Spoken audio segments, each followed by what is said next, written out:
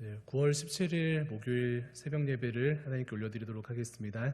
네, 찬송가 370장 함께 찬양 드리시겠습니다.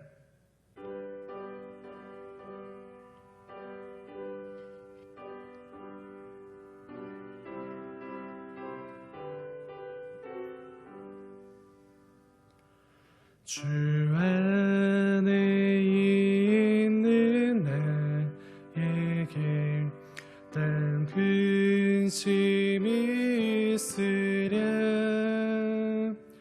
십자가 밑에 나아가 내 짐을 풀었네. 주님을 찬송하면서 할렐루야 할렐루야.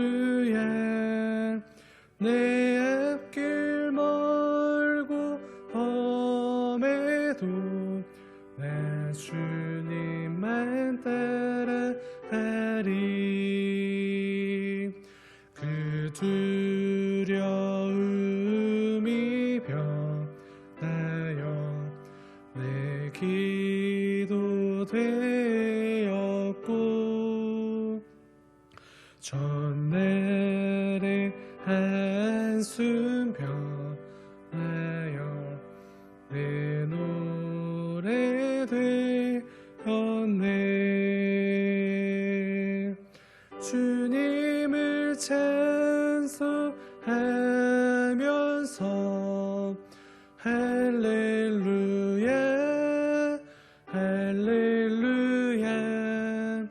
내 앞길 멀고 험해도 나 주님만 따라가리. 내 주는 자비하셔서 늘 함께 계시고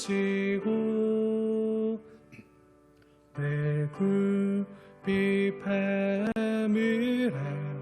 하시고 늘 채워주시네. 주님을 찬송하면서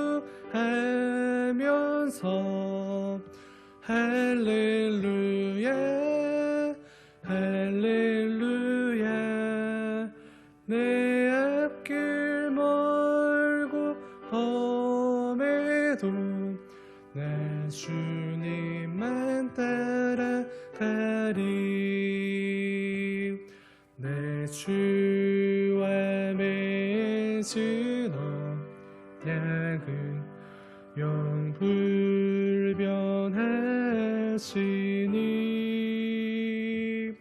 그 나라 하기까지는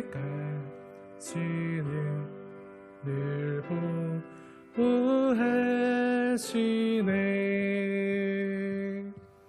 주님을 찬송하면서 할렐루야 할렐루야. 내 앞길 멀고 험해도 나 주님만 따라가리. 함께 보실 하나님의 말씀은 레위기 16장 21절에서 22절까지의 말씀입니다. 읽겠습니다.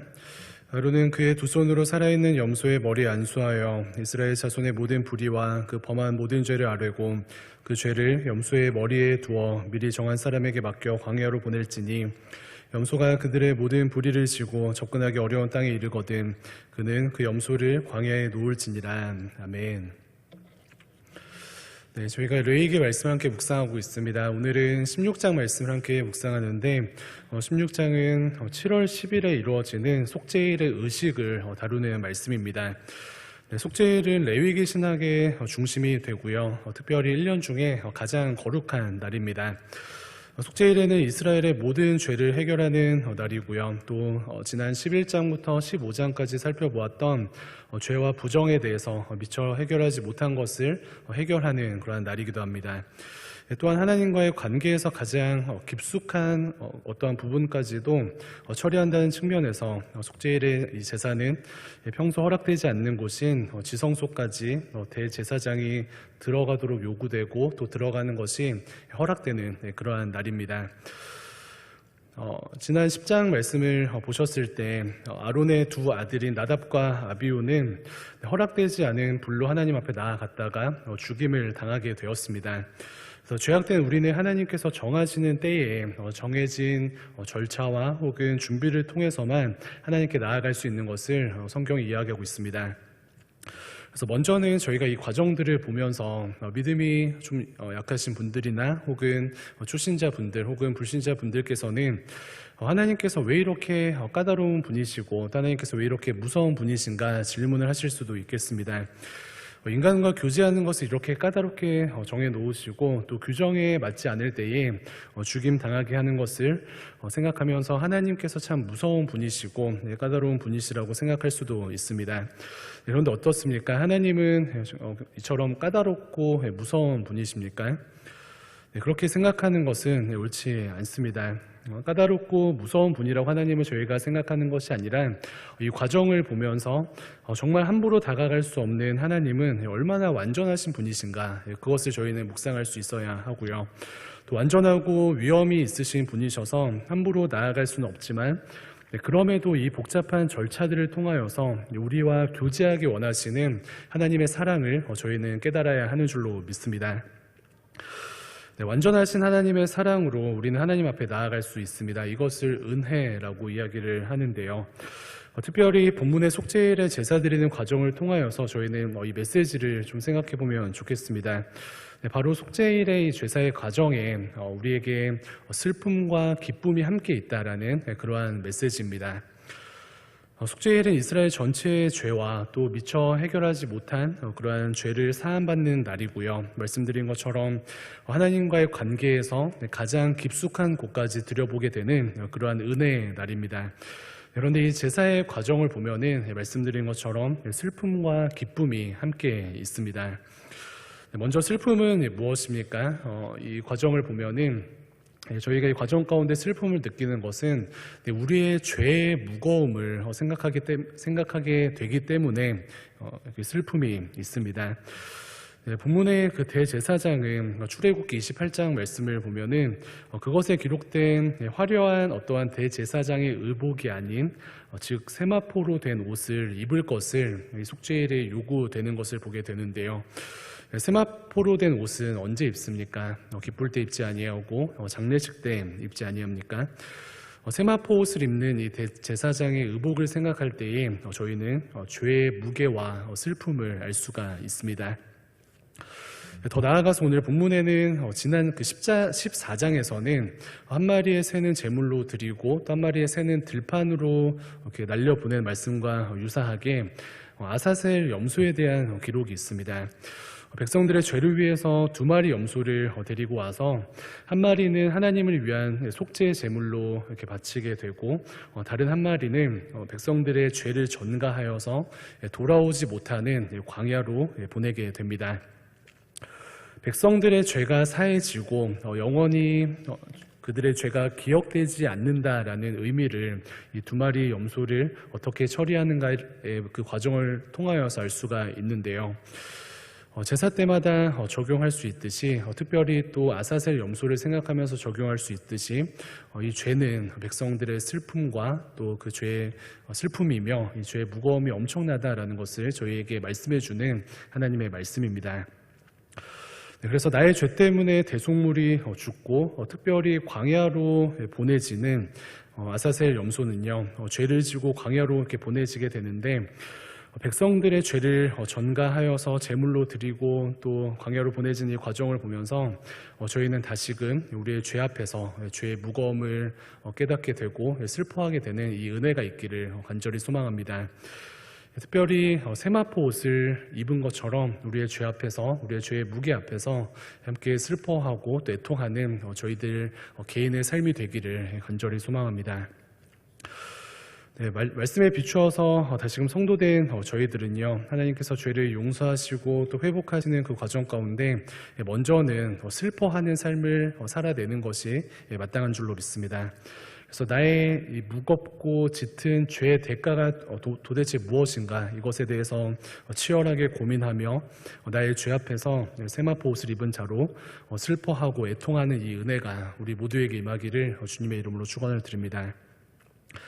31절에 이 과정 가운데 스스로 괴롭게 하여라 라는 말씀이 기록되어져 있는데요.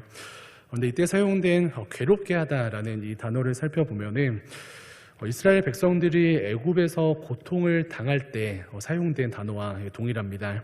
그래서 우리의 죄 앞에서 우리가 어떠한 태도를 취해야 합니까? 우리의 죄 앞에서 저희가 경솔히 행하지 아니하고요, 또 경솔히 태도를 취하지 아니하고 죄의 무게 앞에 저희가 괴로워하며 죄의 이 짙음 앞에 슬퍼하는 삶이 되어야 할 줄로 믿습니다.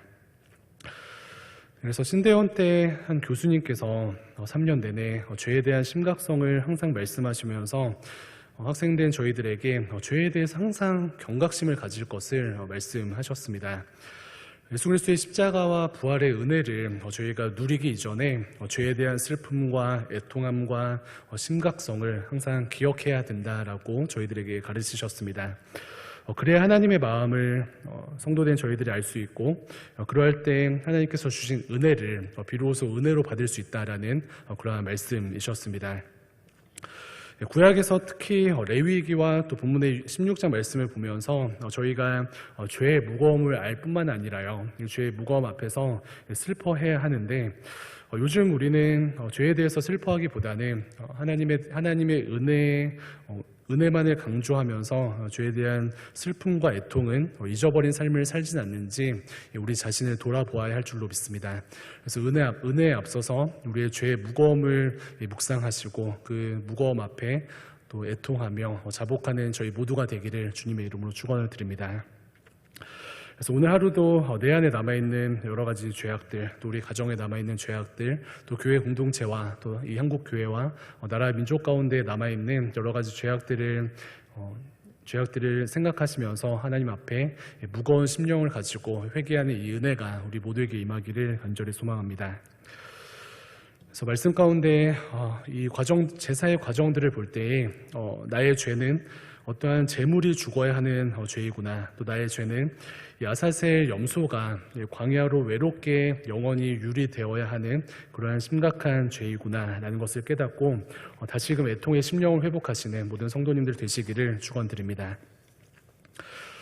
네, 속죄일의 제사에 슬픔과 기쁨이 있다라고 말씀을 드렸습니다. 재물이 죽어야 하고 또 재물이 광야로 보내져야 하고 또 복잡한 과정을 통과하는 것처럼 먼저는 나의 죄로 인한 슬픔이 있는 것을 기억하게 됩니다.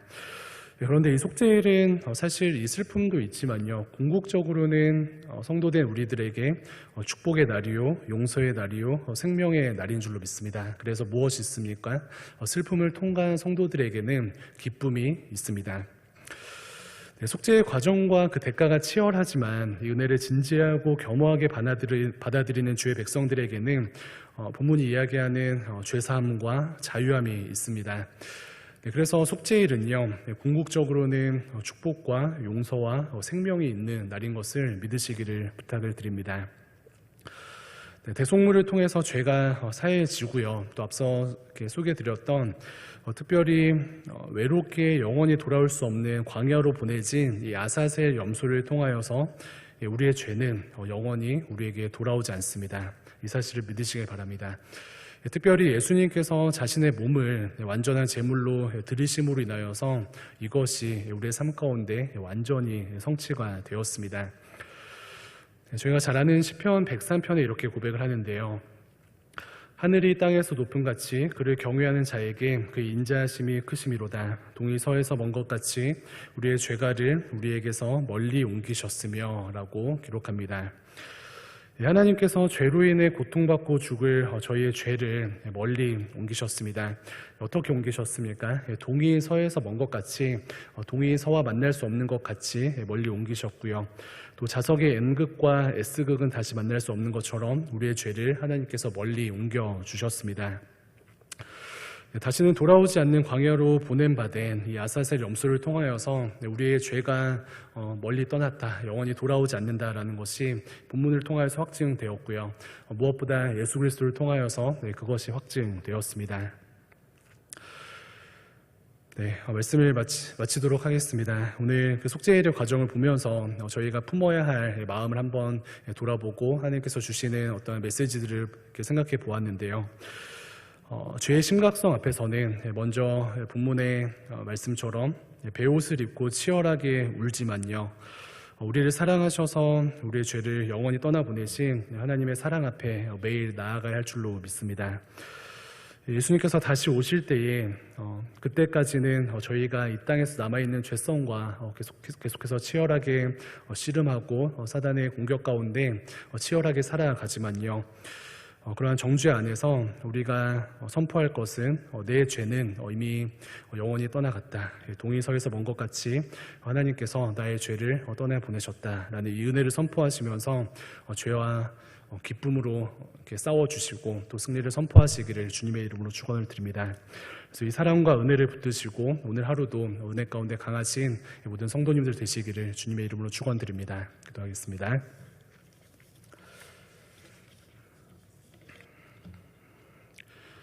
하나님 감사드립니다. 오늘 레위기 말씀을 통하여서 속죄일에 드려진 그 제사의 과정 가운데 하나님께서 여러 가지 메시지들을 주심에 감사를 드립니다. 특별히 이 과정 가운데 저희가 우리의 죄를 바라보며 먼저는 애통하게 하시고 또 무엇보다 우리의 짙은 죄에도 불구하고 그리스도의 십자가의 보혈로 우리의 죄를 멀리 옮기신 그 은혜를 찬양하고 담대하게 살아가는 저희들의 삶이 될 수 있도록 인도하여 주시옵소서.